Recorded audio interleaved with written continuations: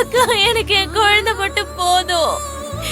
என் குழந்தை தான் எனக்கு உலகம்.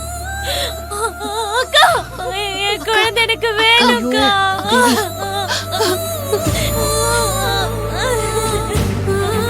தேவி தேவி கயல், தேவி இப்படி அழறத பார்க்கும்போது ரொம்ப கஷ்டமா இருக்கு.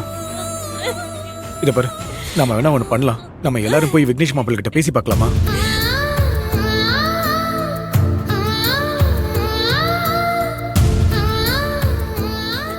மூர்த்தி, இப்ப போய் நம்ம பேசினா அதை புரிஞ்சுக்க கூடிய மனநிலையில விக்னேஷ் இருக்க மாட்டாரு.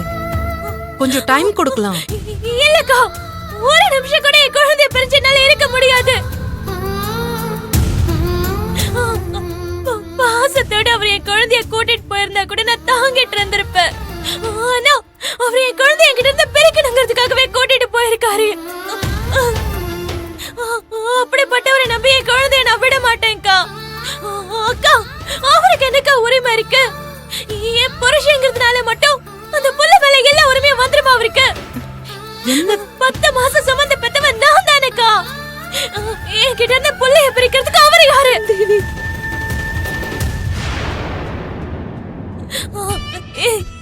நீங்க எல்லாரும் என்ன பண்ணுவீங்களோ எனக்கு தெரியாது. அக்கா என் குழந்தை எனக்கு வேணும்க்கா. கயல், தேவிய பாக்குறதுக்கே கஷ்டமா இருக்கு. தேவி ஒரு பொண்ணா மட்டும் பேசல, ஒரு தாயா இருந்தா அவ பிள்ளைக்காக அழுதுகிட்டு இருக்கா. நாம எல்லாரும் போய் விக்னேஷ் கிட்ட பேசி புரிய வச்சு இப்படியாச்சும் குழந்தைய தேவி கிட்ட சேர்க்கலாம். அதுக்கப்புறம் மத்த பிரச்சனையை பத்தி பேசிக்கலாம். தேவி, நீ அழாத. உன் குழந்தை கண்டிப்பா உன்கிட்ட